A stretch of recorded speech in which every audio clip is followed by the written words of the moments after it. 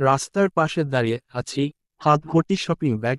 আমি একা নই, ফুল ফ্যামিলি আজ শপিংয়ে বেরিয়েছি। ব্যাপক মজা হচ্ছে, তার সাথে আমার প্যারামো জামাইয়ের প্যারাও আছে। এদিকে যেও না, ঠিকভাবে হাঁটো, এখনই পড়ে যেতে দৌড়াচ্ছ কেন? উফফ উফফ বিরক্তিকর, আমি বাচ্চা নাকি? সবাই সামনে সামনে হাঁটছেন, আমি আর শুভ্র পিছনে দাঁড়ি। দেখুন ফুচকার স্টল, চলুন ফুচকা খাবো, প্লিজ প্লিজ, হাত ধরে ছাকিয়ে দাঁড়ি। ছি, লুক অ্যাট হিজ হ্যান্ড, কি বিশ্রীভাবে হাত দিয়ে মাখাচ্ছে। একদম খাবা না, চলো। দাঁড়ি, প্লিজজ না। দাঁড়ি, নো, তুমি খেলে বৌনিও খাবে, পরে বেবির ক্ষতি হবে, তুমি তাই চাচ্ছ? ভ্রুকুচকে দাঁড়ি, ওকে ফাইন, দাঁতে দাঁত চেপে দাঁড়ি। আচ্ছা, ওই ফুলগুলো নিব, red colour is my favourite. সবগুলো লাল গোলাপ নিব। দাঁড়ি, এতগুলো? অবাক হয়ে, 100রও বেশি হবে। দাঁড়ি, সো আমি নিবই নিব। দাঁড়ি, আচ্ছা তুমি দাঁড়াও, আমি আনো। দাঁড়ি, কে শুনে কার কথা? Red rose is my favourite flower.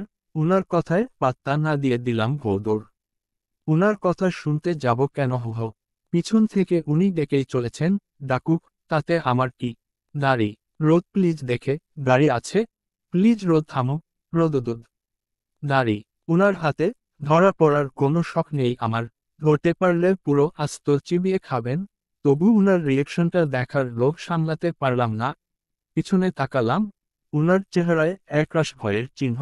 উনিও হঠাৎই দৌড়াতে লাগলেন, কিন্তু ততক্ষণে যা হওয়ার হয়ে গেল। সামনে তাকাতেই প্রচণ্ড ঝটকায় ছিটকে পড়লাম। চোখ দুটো বন্ধ হয়ে আসছে, বুঝতে পারছি রক্তের শরীর ভিজে যাচ্ছে, চারপাশটা ধীরে ধীরে ঝাপসা হয়ে আসছে। চোখ দুটো বুজার আগে কারো মুখ আমার চোখের সামনে ভেসে উঠল। হ্যাঁ, শুভ্র, টলমলে চোখে কি যেন বলে চলেছে ক্রমাগত।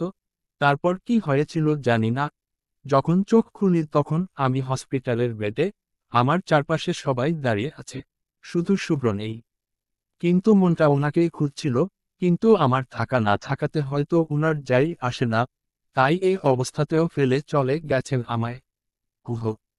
সবাই এক এক করে মাথায় হাত বুলিয়ে চোখের পানি মুছতে মুছতে বেরিয়ে গেল, শুধু থেকে গেল আপু আর মামানি। আপুর কাছে জানলাম সবাইকে টেনশনে ফেলে গত 24 ঘন্টা খুব আরামে শুয়েছিলাম, ডক্টরের অবজারভেশনের লাস্ট আওয়ারে সেন্স ফিরেছে আমার। বাপরে, হোয়াট আ ভাগ্য, টেনে টুনি বেঁচে গেলাম দেখি। কৌতূহল বশত আপুকে জিজ্ঞেস করেই ফেললাম।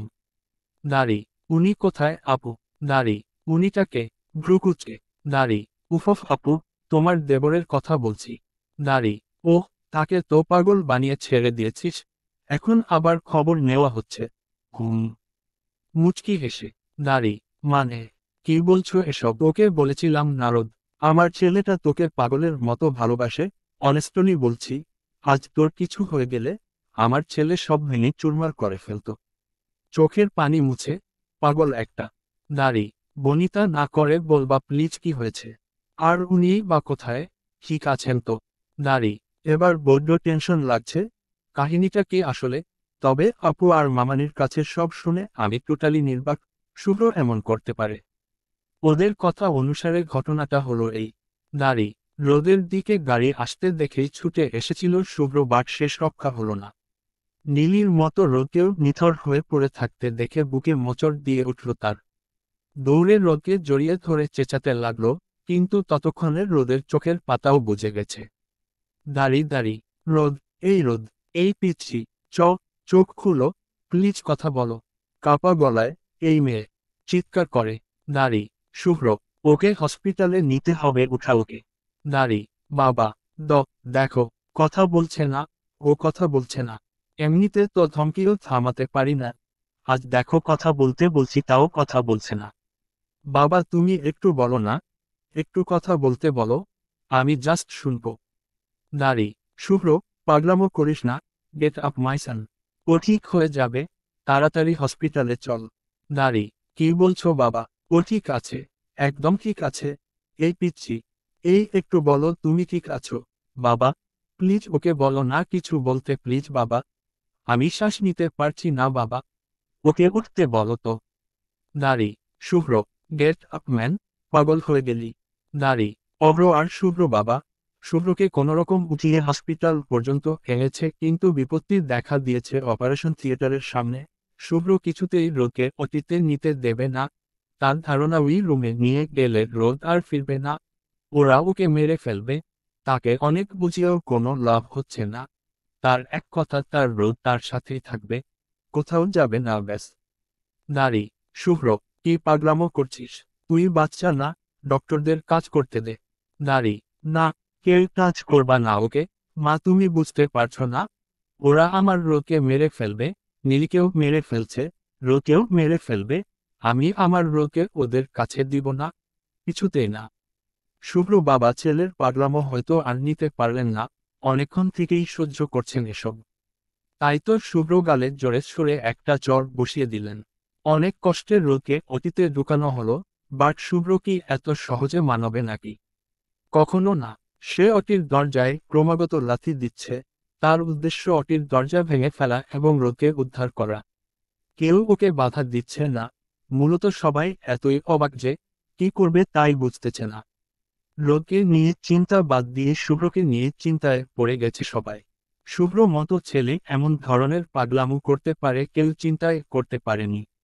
নারী: শুভ্র, বাবা শান্ত হোক, ওখানের রোদ ভালো আছে। নারী: মিথ্যা, সব মিথ্যা। নীলির সময়ও তোমরা বলেছিলে নীলি ফিরবে, কিন্তু ও ফিরেনি।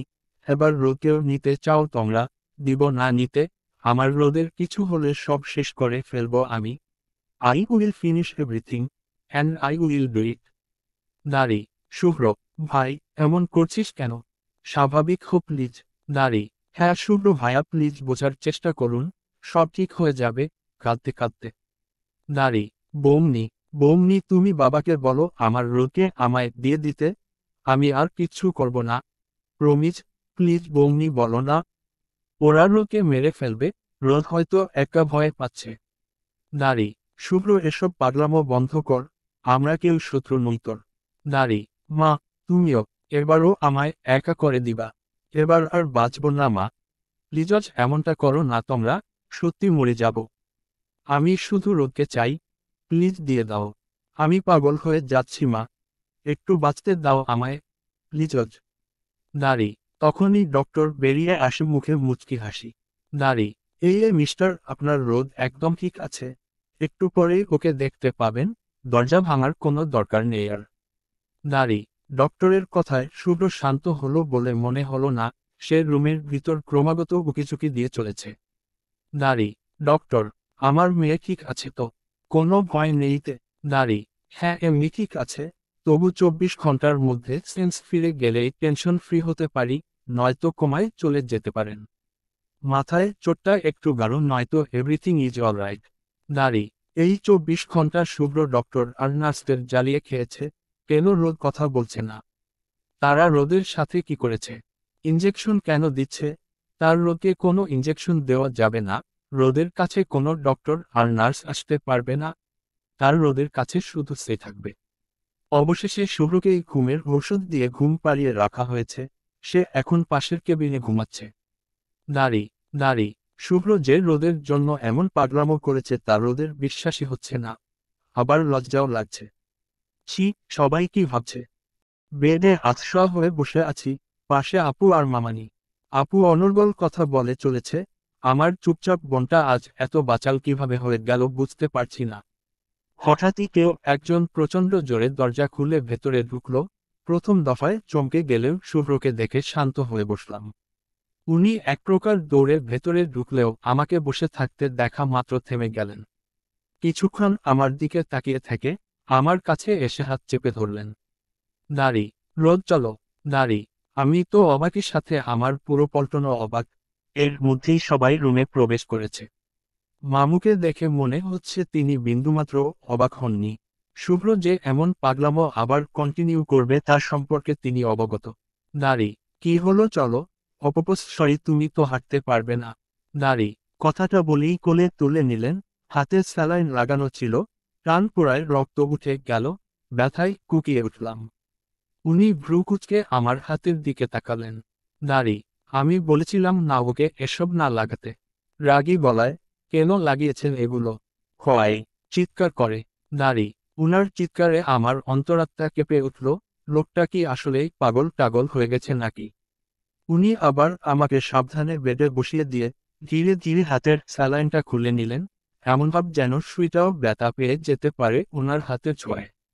আমি শুধু উনাকেই দেখছে, কেমন বাচ্চা বাচ্চা লাগছে উনাকে।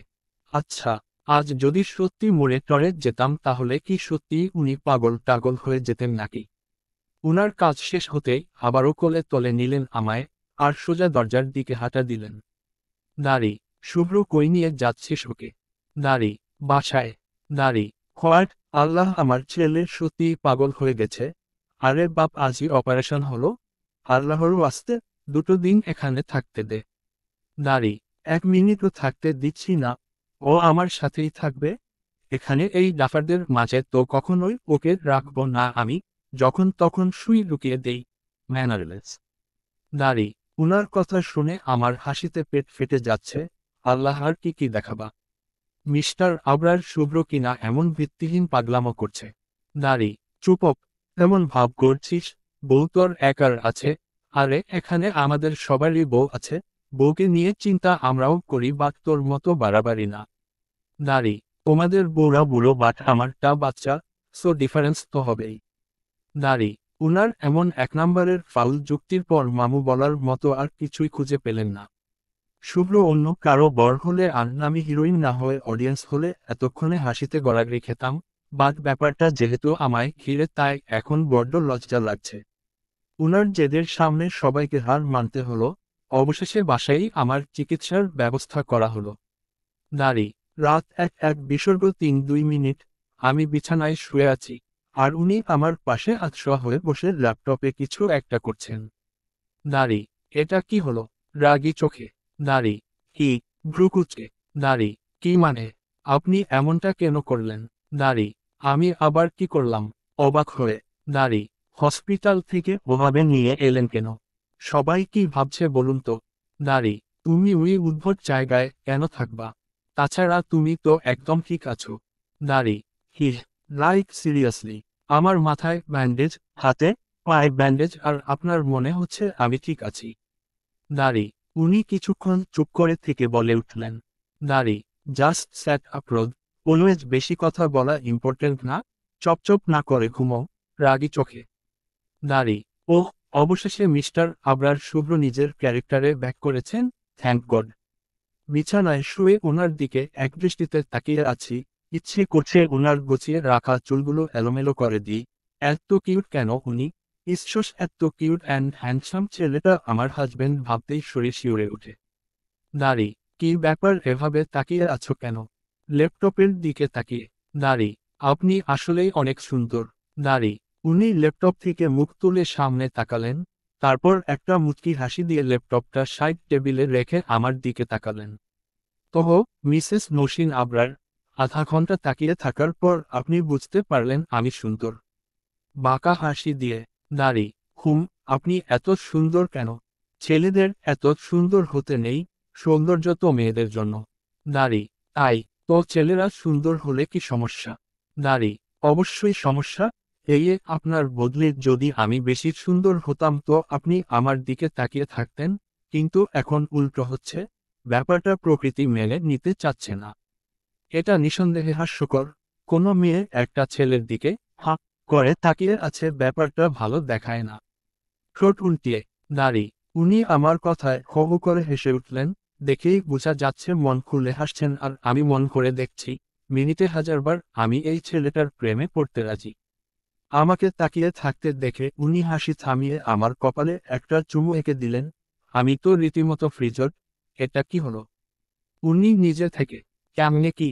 উনি মুচকি হেসে আমার শরীরে কাঁথা টেনে দিয়ে লাইট অফ করে অন্যদিক হয়ে শুয়ে পড়লেন। হয়তো শান্তির ঘুম ঘুমুচ্ছেন, কিন্তু আমার ঘুম তো হারাম করে দিলেন। চোখে তোর শুধু স্টার জলসার মতো একটা সিনি চলছে, কি কিশোর মি। দাড়ি, দাড়ি, সকালে ঘুম ভেঙে নিজেকে উনার 2 হাতের বাঁধনে খুঁজে পেলাম। খুব শক্ত করে নিজের সাথে জড়িয়ে রেখেছেন আমায়, যেন এখনই ছুটে পালাবো। আমি একটু নড়েচড়ে উঠতেই উনি আরো শক্ত করে চেপে ধরলেন। উনার গায়ের একদম অন্যরকম স্মেলটা আমার নাকে ধাক্কা দিয়ে যাচ্ছে বারবার, নিজেকে উনার এত কাছে ফিল করার সুযোগ করে দিচ্ছে যেন। আমি শুধু উনাকেই দেখছি, বুজে থাকা দুটো চোখে ঘন লম্বা পাপড়ি, হালকা বাদামি এলোমেলো চুল, ডার্ক রেড একজোড়া ঠোঁট, খাড়া নাক, থুতনির কাছে একটা টকটকে কালো তিল আর টকটকে ফর্সা চামড়া। উনার গায়ের প্রতিটা লোমও যেন এক একটা কিউটের ডিব্বা। ইস, এতটা সুন্দর না হলেও তো চলতো। দাড়ি, দাড়ি, সময়গুলো থেমে থাকে না, কেমন অবিরাম ছুটে চলে। দেখতে দেখতে আরো 2 সপ্তাহ চলে গেল। আমি এখন একদম সুস্থ। রাত 8টা বাজে, খুব মনোযোগ দিয়ে পড়ছি। কিছুদিন পরই অ্যাডমিশন টেস্ট, কিছুই যেন পড়া হয়নি। উফ টেনশন। হঠাৎই উনি এসে চোখ থেকে চশমাটা খুলে নিলেন। দাড়ি, আরে হো, এটা কি হলো? আমি পড়ছি তো, চশমা দেন। দাড়ি, চশমা পরো কেন? ভ্রু কুঁচকে, আগে তো পড়তে না। দাড়ি, মাথা ব্যথা করলে মাঝে মাঝে পড়ি, এখন দেন তো। দাড়ি, মাথা ব্যথা করলে মাথায় তেল দিতে হয়? তুমি তো জীবনেও তেল দেও না। আমি তেল লাগিয়ে দিচ্ছি ওয়েট। দাড়ি, হোয়াট? নো ওয়ে, আমি তেল দিচ্ছি না। তেল দিলে কেমন চিপচিপে লাগে, তার উপর পেতনি পেতনি লাগে। কাল আমার কোচিং আছে, আজ তো কোনোভাবেই তেল লাগাবো না। দাড়ি, তেলের সাথে কোচিংয়ের কি সম্পর্ক? ভ্রু কুঁচকে, দাড়ি, অবশ্যই সম্পর্ক আছে। তেল দিয়ে ভূত সেজে যাব, মানুষ কি বলবে? দাড়ি, সাদায় দিব একটা, কোচিংয়ে চেহারা দেখাতে যাও। এখন তো আরো বেশি করে দিয়ে দিব। দাড়ি, নো। দাড়ি, ইয়স। দাড়ি, উনার জেদের সামনে কোনো দিনই পেরে উঠিনি, আজ যে পারবো সে আশা রাখাটাও নিরাশা। উনি আমার মাথায় বেশ যত্ন করে তেল লাগিয়ে দিচ্ছেন, প্রতিটি চুলকে এমনভাবে নাড়াচাড়া করছেন যেন চুলগুলোকে উনি ঘুম পাড়ানোর চেষ্টায় আছেন। তেল লাগানো শেষ করে চিরুনি নিয়ে আচড়াতে বসলেন। দাড়ি, বাহ, তোমার চুল তো অনেক বড়, আগে খেয়ালই করিনি। দাড়ি, হুমম, কোমরের নিচ পর্যন্ত পড়ে। দাড়ি, জানো, আমি ভেবে রেখেছিলাম আমার মেয়ের এত বড় চুল রেখে দিব, সবাই অবাক চোখে দেখবে। দাড়ি, তাই, কিন্তু আপনি তো বাবাই হতে চান না। দাড়ি, হুমম, এখন আর ইচ্ছে নেই। দাড়ি, কেন? স্বপ্নগুলো নীলি আপুর সাথে দেখেছিলেন তাই, নাকি হারানোর ভয় পান? দাড়ি, উনি আমার কথার উত্তর না দিয়ে 2 কাঁধে 2 বেনি ঝুলিয়ে দিয়ে বললেন। দাড়ি, একদম বাচ্চা বাচ্চা লাগছে। ইস, তুমি এত পিচ্ছি কেন? আমি তো ভেবেই পাচ্ছি না, সামনে বসে থাকা গুলুমুলু বাচ্চাটা আমার বউ। রান্নাঘরে মুখ গোমড়া করে দাঁড়িয়ে আছি, মনটা বেশ খারাপ। আজ শুভ্র বড় খালামণি এসেছেন। মহিলাটা দেখতে ঠিক স্টার জলসার দজ্জাল শাশুড়িদের মতো। সংসারে আগুন ধরানোর জন্য আমাদের সমাজে কিছু থার্ড পার্সন মানুষ আছে, উনি তাদের অন্তর্ভুক্ত। এখানে এসেও শুরু হয়ে গেছেন, কিন্তু মামানির কাছে ঠিক পাত্তা পায়নি। আমার শাশুড়ি আবার বৌমাদের বিরুদ্ধে একটা কোথাও শুনতে পারেন না। আগেই বলে দিয়েছেন, ওরা আমার বৌমা নয়, আমার মেয়ে। দোষী হলেও আমার আর গুণী হলেও আমার। আমার মেয়েদের সম্পর্কে অন্য কারো কাছ থেকে আমার জানতে হবে না বড়াপা। কিন্তা বজ্জাত মহিলা বলে কথা, এত সহজে মানবে নাকি? এসেই আপুকে এক দফা ছেড়ে দিয়েছেন। আপুর অপরাধ, আপু উনাকে পা ধরে সালাম না করে মুখে সালাম দিয়েছে। তাতেই আমার বোন আনকালচার হয়ে গেছে, তার নাকি শিক্ষা নেই। আপু বরাবরই চুপচাপ, বড়দের কথার পিঠে কথা কখনোই বলে না। তাই তো রান্নাঘরে এসে চোখের জল ফেলে চলেছে। আমারও খুব কান্না পাচ্ছে, ইচ্ছে করছে এই মহিলার চুলে আগুন ধরিয়ে দিই, উড়ে যাক সব। উনার চায়ে চিনির বদলে হারপিক দিয়ে দেওয়া উচিত, মনটা পরিষ্কার হতো। আমার সবচেয়ে খারাপ লেগেছে অভ্র ভাইয়ার বিষয়টি। আপুকে এতগুলো কথা শোনানোর পরও উনি একটা কথাও বললেন না। মানছি বড়দের রেসপেক্ট করেন, তাই বলে চোখের সামনে ওয়াইফকে অপমান করবে আর উনি তার প্রতিবাদ করবেন না? এটা তো রীতিমতো কাপুরুষতা। উনি জানেন উনার স্ত্রী প্রেগনেন্ট আর ও জানেন যে দিদার কথায় আপু নিচু হয়ে সালাম করেনি, তবু কিচ্ছুটি বলেননি। হায়রে পুরুষ জাতি। দাড়ি, দাড়ি, রাতে ঘুমুচ্ছিলাম, মাঝরাতের দিকে শুভ্র চিৎকারে ধরফরিয়ে উঠে বসলাম। উনি চুপচাপ বসে আছেন, উনার শরীর অসম্ভব রকম কাঁপছে। কোনো দুঃস্বপ্ন দেখেছেন কি? তাড়াহুড়ো করে উনার কাঁধে হাত রাখলাম। দাড়ি, কি হয়েছে? ঠিক আছেন? কোনো দুঃস্বপ্ন? দাড়ি, আমাকে মাঝপথে থামিয়ে দিয়ে শক্ত করে জড়িয়ে ধরলেন। আমি কিছুই বুঝতে পারছিলাম না, তবে উনার শরীরের কম্পনটা আরো বেশি করে ফিল করছিলাম। উনার হাত যেন বেরিয়ে আসতে চাইছে। কি এমন হয়েছে যে উনি এতটা ভয় পেয়েছেন? দাড়ি, কি হলো? এভাবে কাঁপছেন কেন? কি হয়েছে? খারাপ স্বপ্ন দেখেছেন? দাঁড়ি, তো, তো, তুমি যাবে না? ও, ওর সাথে যাবে না? দাঁড়ি, কোথায় যাব না? আর কার সাথে না যাওয়ার কথা বলছেন? আমি কিছুই বুঝতে পারছি না। দাঁড়ি, নীলি তোমাকে নিয়ে যাবে। ও তোমাকে আমার থেকে নিয়ে যাবে। তুমি কিছুতেই যাবে না ওর সাথে? কিছুতেই না। আরো শক্ত করে জড়িয়ে ধরে। দাঁড়ি, কি বলছেন এসব? নীলি আপু কোথা থেকে আসবে? আর আমাকেই বা কেন নিতে যাবে? আপনি জাস্ট স্বপ্ন দেখেছেন। দাঁড়ি, না, ও বলেছে তুমি আমার থেকে ওকে বেশি ভালোবাসো। তোমাকে আমার থেকে কেড়ে নিবে ও। নিয়ে যাবে, আমি আবার একা হয়ে যাব। দাঁড়ি, আপনি শান্ত হন প্লিজ। দেখুন নীলি আপু এখানে নেই, কেউ নেই এখানে, আমাকে নিবে না। দাঁড়ি, তো, তুমি তো আমার রোদ তাই না? ওর সাথে কেন যাবে? মোটেও যাবে না, একদম যাবে না। আমি যেতে দিব না, কিছুতেই না। দাঁড়ি, আমি যাব না, আপনি একটু শান্ত হন। দাঁড়ি, ও নিয়ে যাব তোমায়। কি করি আমি? কিভাবে আটকাবো তোমায়? কি করব আমি? কি করব? দাঁড়ি, উনি হন্তদন্ত হয়ে এদিক ওদিক খুঁজে বালিশের পাশে রাখা আমার ওড়নাটা নিয়ে উনার হাতের সাথে আমার হাতটা শক্ত করে বেঁধে নিলেন। এখন আর যেতে পারবে না, ও আর নিতেই পারবে না। আমার রোদকে আমি কেন দিব? কিছুতেই দিব না, সবাইকে মেরে দিব, তবু নিতে দিব না। আরো শক্ত করে জড়িয়ে ধরে। দাঁড়ি, মাঝরাতে উনার এমন পাগলামতে আমি কি রিয়েকশন দিব তাই বুঝতে পারছি না। টোটালি বাচ্চাদের মতো বিহেভ করছেন। দাঁড়ি, কেউ নিবে না আমায়? কারো এত সাহসী নেই? আপনি এমন পাগলামো বন্ধ করুন, নয়তো আমি চলে যাব। দাঁড়ি, না, যেও না প্লিজ, আমাকে রেখে যেও না। আমার কষ্ট হয় খুব, করুণ গলায় বলো যাবে না, কখনো যাবে না, আমি যেতে দিব না। দাঁড়ি, কথাগুলো বলে বাচ্চাদের মতো ফুপিয়ে কাঁদতে লাগলেন।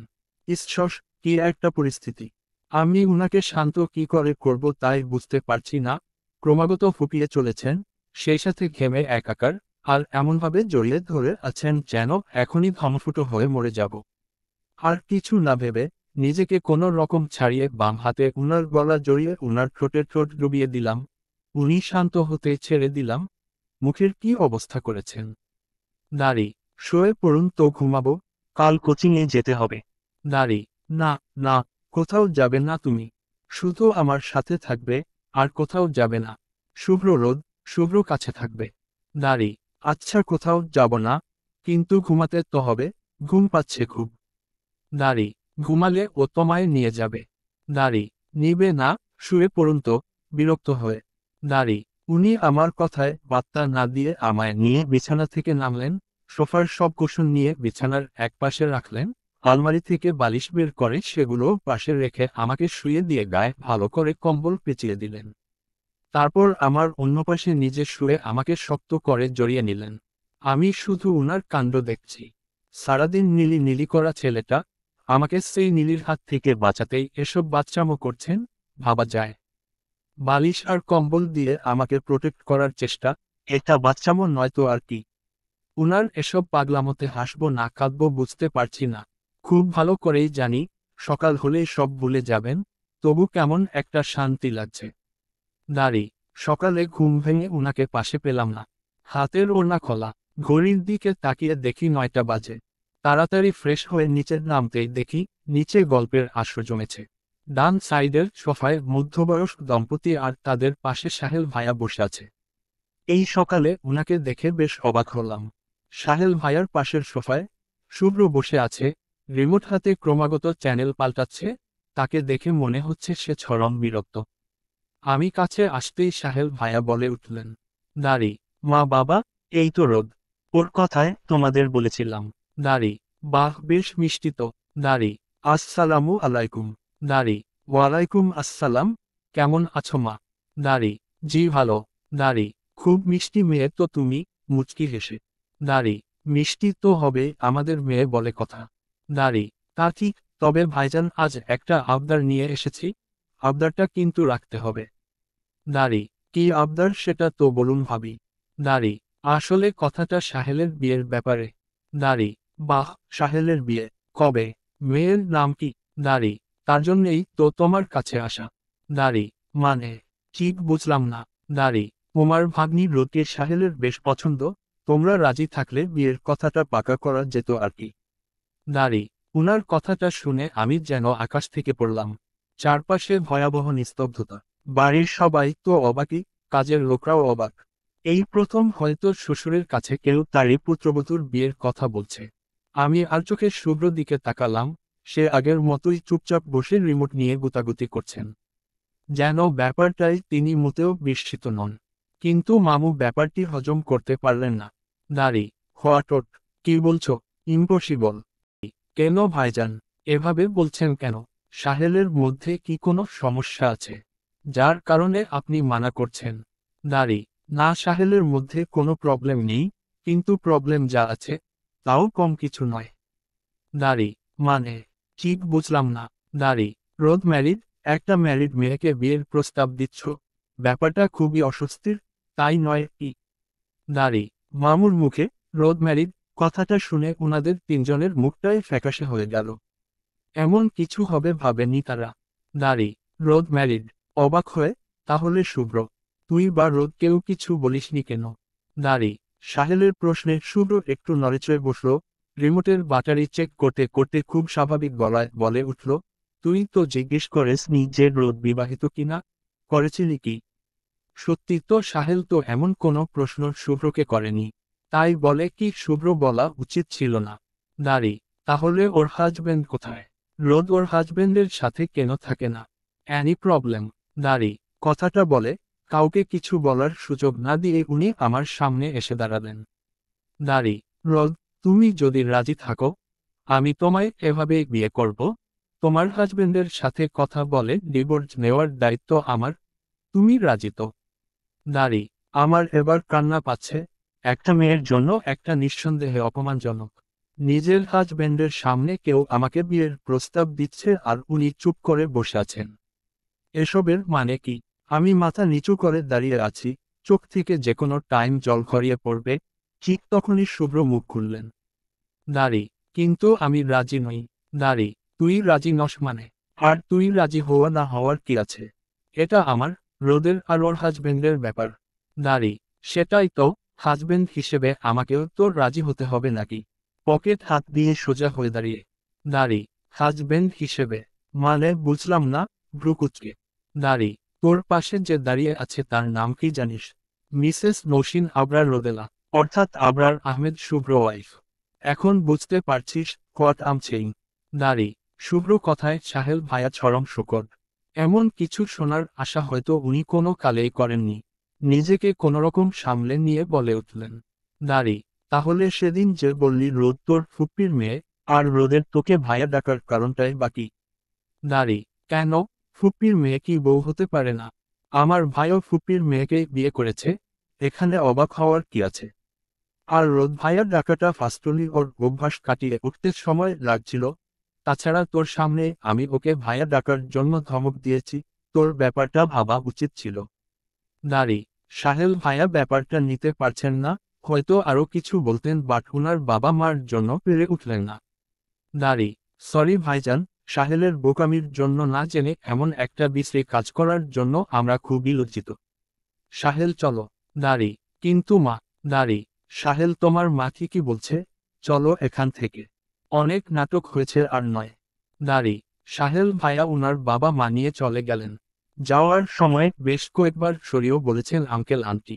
আমি স্ট্যাচুর মতো দাঁড়িয়ে আছি, কি থেকে কি হয়ে গেল কিছুই বুঝলাম না। আমার লাইফ স্টার জলসার নাটক হতে হতে বেঁচে গেছে, থ্যাঙ্ক গড।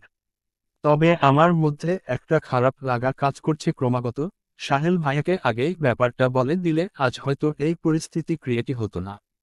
কিছুক্ষণের মধ্যেই মামানি খাবারের জন্য ডাক পাঠালেন। আমিও বাধ্য মেয়ের মতো শুভ্র পাশে গিয়ে বসে পড়লাম। খানিকপর বড় খালামনিও খেতে এলেন, আমাকে দেখেই বলে উঠলেন। দাঁড়ি, কি মেয়ে রে বাবা? আরে বাড়ির বউয়ের যোগ্যতা আছে নাকি এই মেয়ের? কই সবাইকে খাবার সার্ভ করবে তা না, সবার আগে কবজি ডুবিয়ে খাচ্ছে, বেহা মেয়ে কোথাকার। দাঁড়ি, উনার কথায় খাবারটা গলায় আটকে গেল। এতটা বাজে ভাবে এর আগে কেউ বকেনি আমায়। এত খারাপ লাগছিল কি বলবো। আজ মনে হচ্ছে শ্বশুরবাড়ি আছি, খাবার নিয়েও যেখানে খোটা শুনতে হয়। আগে তো মনে হতো মা আর মামুর কাছে আছি, সব আবদার গ্র্যান্টেড। রানু, কি দেখে এই মেয়েকে বিয়ে করিয়ে এনেছিস শুনি? পড়ালেখার নামে বাইরে ছেলেদের সাথে ফষ্টিনষ্টি করে, তাই তো ছেলেরা বাড়ি বয়ে চলে আসে। সরি দুলাভাই, কিছু মনে করবেন না। ভাগ্নি বিয়ে করিয়ে এনেছেন বলে মাথায় তুলে রাখতে হবে নাকি? কবে কোন ছেলের সাথে ভেগে যায় কে জানে। বড় বউটা তো তাও বংশের আলো আনতে চলেছে, এর তো কোনো খবরই নাই। বিয়ে তো একসাথেই হয়েছে, তাহলে সমস্যা কই? কে জানে বাচ্চা জন্ম দেওয়ার ক্ষমতা আছে কিনা। আমার বৌমা হলে তো পিটিয়ে ঠিক করে ফেলতাম। আর শুভ্র তোকেও বলিহারি যায়, এত কিছু হলো আর বউকে কিছুই বললি না। আমার রাজ হলে তো এতক্ষণে কানে কপালে চড় লাগাতো। হুহো, দাঁড়ি। উনার কথাগুলো শুনে মরে যেতে ইচ্ছে করছিল। বাবা মার কথা মনে হচ্ছে খুব। আজ নিজের বাড়ি থাকলে হাজারো প্রতিবাদের স্বর উঠে আসতো। আর চোখে আপুর দিকে তাকালাম। আপু একদৃষ্টিতে প্লেটের দিকে তাকিয়ে আছে, ঠোঁট দুটো কাঁপছে। বুঝতে পারছি রেগে আছে। আপুকে আমি সবসময় দেখেছি নিজের অপমানে মুখ ফুটে কিচ্ছু বলবে না, কিন্তু আমাকে কেউ একটা কটু কথা বললে সে সিংহী রূপ ধারণ করে। আর ভাইয়া থাকলে তো এতক্ষণে লঙ্কাকান শুরু করে দিত। কিন্তু আজ আপু নিজের রাগকে দমন করার চেষ্টা চালিয়ে যাচ্ছে। মেয়ের শ্বশুরবাড়ি বলে কথা, বউদের তো বোবা হয়েই থাকতে হবে। এত কিছু শোনার পরও এখানে বসে থাকা আমার পক্ষে সম্ভব নয়। যে কোনো টাইম চোখে জমে থাকা পানিগুলো ঝরে পড়তে পারে। একবার শুভ্র দিকে তাকিয়ে উঠে গেলাম।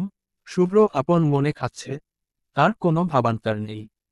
আমি উঠে দাঁড়াতেই উনি আমার হাত ধরে ফেলল, সামনের দিকে তাকিয়েই বলে উঠলেন, খাবার কমপ্লিট করে যাও। আমি উনার দিকে করুণ চোখে তাকিয়ে আছি, যার অর্থ এই, প্লিজ যেতে দিন আমায়। আর সহ্য করতে পারবো না আমি। চাইলে মেরে রক্তাক্ত করে দিন, তবু এভাবে মানসিক দিক দিয়ে খুন করবেন না আমায়, দোহাই লাগে। উনি আমার দিকে একটিবার তাকালেন না। আমি মাথা নিচু করে দাঁড়িয়ে আছি। উনি এবার আমাকে টেনে চেয়ারে বসিয়ে দিয়ে পা দিয়ে আমার চেয়ারটা ঘুরিয়ে নিজের দিকে করে নিলেন। নিজের প্লেটটা সরিয়ে রেখে আমার প্লেটটা হাতে তুলে নিলেন। টলমলে চোখে অনেকটা অবাক হয়েই উনার কাণ্ড দেখছি। কি করতে চাইছেন উনি? সবার সামনে আবার অপমান করবেন না তো? উনি খাবার তুলে আমার মুখের সামনে ধরে বললেন, হা করো। আমি চুপচাপ বসে আছি। আমাকে চুপ থাকতে দেখে আবারও শান্ত গলায় বললেন, হা করো রোদ। আমার চোখ থেকে দুফোঁটা পানি গড়িয়ে পড়ল। খাবারটা মুখে নিয়ে কান্না ভেজা চোখে সবার দিকে চোখে তাকালাম। মামু আর মামানি মুখ টিপে হাসছেন। দিদার মুখটাও খুশিতে চিপচিপ করছে। আপুর চোখে পানি, বোনের জন্য কিছু না করতে পারার কষ্ট হয়তো ওকে করে খাচ্ছে। খালামনির দিকে তাকিয়েই চোখ নামিয়ে নিলাম। উনি পারলে যেন আমায় খেয়ে ফেলে। উনার চোখে মুখে বিরক্তি স্পষ্ট। শুভ্র কাজে সে মোটেও সন্তুষ্ট নয়। উনি আবারও উনার মুখ খুললেন। দাঁড়ি, শুভ্র, তোর মধ্যে পুরুষ তো কিছু আছে। কই বউকে দুটো চট থাপড়া দিবি তা না আদর করে খাওয়াচ্ছিস? ওকে তো দুদিন ভাত দেওয়াই বন্ধ করে দেওয়া উচিত। দাঁড়ি। উনার কথায় শুভ্র কোনো ভাবান্তর হলো না। উনি খুব যত্ন সহকারে আমাকে খাইয়ে চলেছেন। উনাকে দেখে মনে হচ্ছে আমাকে খাওয়ানোটাই এখন উনার কাছে পৃথিবীর সবচেয়ে ইম্পর্ট্যান্ট কাজ। আমি মাথা নিচু করে খেয়ে চলেছি। আমাকে খাওয়ানো শেষ করে বাটিতে পানি নিয়ে আমার ডান হাত আর মুখ ভালো করে ধুয়ে টিস্যু দিয়ে মুছে আবারও চেয়ারটা আগের মতো ঘুরিয়ে দিলেন। নিজের হাতটাও পরিষ্কার করে মুচকি হেসে খালামনিকে বলে উঠলেন, দাঁড়ি, তো কি বলছিলে বরখালামনি? দাঁড়ি, কি বলছিলাম মানে তুই শুনিসনি? আবার বউয়ের সাথে প্রেম দেখাচ্ছিস চড়া গলায়? দাঁড়ি, শুনবো না কেন? অবশ্যই শুনেছি, আমার বউয়ের এত এত সুনাম করলা আমি না শুনে পারি? দাঁড়ি। আমি উনার দিকে অবাক চোখে তাকিয়ে আছি। উনি বাঁকা হাসি দিয়ে বলে উঠলেন, দাঁড়ি, খালামনি, আমার বউ কিন্তু বোবা না, কথা জানে। এই যে আমি বসে আছি, আমার রেসপেক্ট রাখতেই সে চুপ আছে। হাজার হলেও আমার খালামনি আর ওর মামানির বোন, নয়তো এতক্ষণে তোমায় ধুয়ে দিত। আর যাই বলো না কেন, মা আমাকে অবলা মেয়ে দেখে বিয়ে করায়নি বুঝলে? দাঁড়ি, তুই আমাকে কথা শোনাচ্ছিস? রাগী গলায়, এতক্ষণ তুমি শুনাইলা আমি কিছু বলছি। এখন আমার পালা, তুমিও চুপচাপ শুনো। তুমি শোনাবে আর আমি শুধু শুনবো তা তো হয় না, তাই না? দাঁড়ি। আমি উনার কথা শুনে পরপর অবাক হচ্ছি আর সবার রিয়েকশন দেখছি। সবার কালো মুখ এখন বেশ স্বাভাবিক, বেশ মজা পাচ্ছে বলেই মনে হচ্ছে। উনি শরীর টেনে সোজা হয়ে বসে আবারও বলে উঠলেন, নারী, এই যে তুমি বললা যে আমার বউয়ের বউ হওয়ার যোগ্যতা আছে কি না, আমার কিন্তু যথেষ্ট সন্দেহ আছে যে তোমার মধ্যে কোনো মেয়ের শাশুড়ি হওয়ার কোনো যোগ্যতা আছে কি না। আর কি যেন বলছিলে খাবার সার্ভ হাসালে আমায়। তোমার কি মনে হয় ওকে আমি খাবার সার্ভ করার জন্য বিয়ে করে এনেছি? আমার তো মনে পড়ছে না। এতগুলো সার্ভেন্ট থাকতে আমার বউ কেন খাবার সার্ভ করতে যাবে শুনি? আর বেহা, খালামনি আমি ওর মধ্যে বেহা টাইপ কিছু কোনো কালেই দেখতে পাইনি, তবে তোমার মধ্যে এই জিনিসটা প্রবল। নারী, শুভ্র, আমি তোর খালামনি। নারী, সেটাই তো, তুমি আমার খালামনি অথচ আমার বাচ্চা কেন হচ্ছে না সেই নিয়ে পাবলিকালি আলোচনা করছো। পারলে নিশ্চয় বেডরুমে ঢুকে যেতে। রোদ এখনো পিচ্ছি একটা মেয়ে বৌমনির সাথে ওর তুলনা কোনোভাবে যায় না। আর বেবি নিব কি নিব না সেটা আমাদের ব্যক্তিগত ব্যাপার। তোমাকে আমাদের এবিলিটি খুঁজতে আসতে হবে না। সরি টুছে, এটাকে আমি বেহায়াপনা ছাড়া আর কিছুই বলতে পারছি না। তারপর এলো আমার বউয়ের ক্যারেক্টার। বউ আমার আর ক্যারেক্টার সার্টিফিকেট আমার তোমার থেকে নিতে হবে। স্ট্রেঞ্জ না, খালামনি আমার বউয়ের ক্যারেক্টার সম্পর্কে আমি সম্পূর্ণ সচেতন। এখানে হাজার ছেলেকে দাঁড় করিয়ে দিলেও ও আমাকে ছাড়া অন্য কারো দিকে ফিরেও তাকাবে না, সেটা আমি খুব ভালো করেই জানি। আর কোনো ছেলে যদি বাড়ির বউয়ে এসে ওকে বিয়ের প্রস্তাব দেয়, তো এতে ওর কোনো দোষ আমি দেখি না। আর ছেলেটারও দোষ নেই, এটা একটা মিসআন্ডারস্ট্যান্ডিং যা এখন ক্লিয়ার। আর কি বলেছিলে? মারার কথা? ওকে মারবো। আর আমি? মারা তো দূরের কথা, কেউ ওর দিকে আঙ্গুল তুলে দেখাক, পুরো হাতটি গড়িয়ে দেব। আর আমি ওর গায়ে হাত তোলার প্রশ্নই ওঠে না। পারলে আমার বাচ্চা বউকে কলিজায় ঢুকায় রাখতাম। বউকে মারার মধ্যে না, তাকে ভালোবেসে আগলে রাখার মধ্যেই আমি পুরুষত্বটা বেশি দেখি। মেয়ে হিসেবে আমাদের খালুজানের কিন্তু পুরুষত্ব জিরো লেভেলের। তোমাকে মারা তো দূর, আজ পর্যন্ত কাপাকাপি ছাড়া কথায় বলতে পারলো না। তাই নয় কি খালামনি? আমাকে অভ্র ভায়া ভেব না যে আমার বউকে আমার সামনেই যাতা বলবে আর আমি শুনে নিব। আমি শুভ্র, কথাটা মনে রেখো। তুমি আমার খালামনি বলে কিছু বললাম না। তোমার জায়গায় অন্য কেউ রোদের দিকে আঙ্গুল তুললে তাকে মাটিতে পুঁতে ফেলতে দুবার ভাবতাম না আমি। Be a mother not a mother in law. নিজের ছোট বোন থেকেও তো শিখতে পারো। এই হলো আমার মা, যাকে দেখলে তার প্রতি সম্মান প্রতি মুহূর্তে বাড়ে, বয় কমে না। এই যে লোকে এত কিছু শুনালে, রোদের আগে চোখে জল আমার মায়েরই এসেছিল। একেই বলে মা। নারী, উনার কথাগুলো মুগ্ধ হয়ে শুনছিলাম, আর চোখ থেকে অনর্গল পানি ছড়াচ্ছিলাম। হ্যাঁ, এটাই আমার স্বামী। I'm proud for him, he is a perfect man, the real man.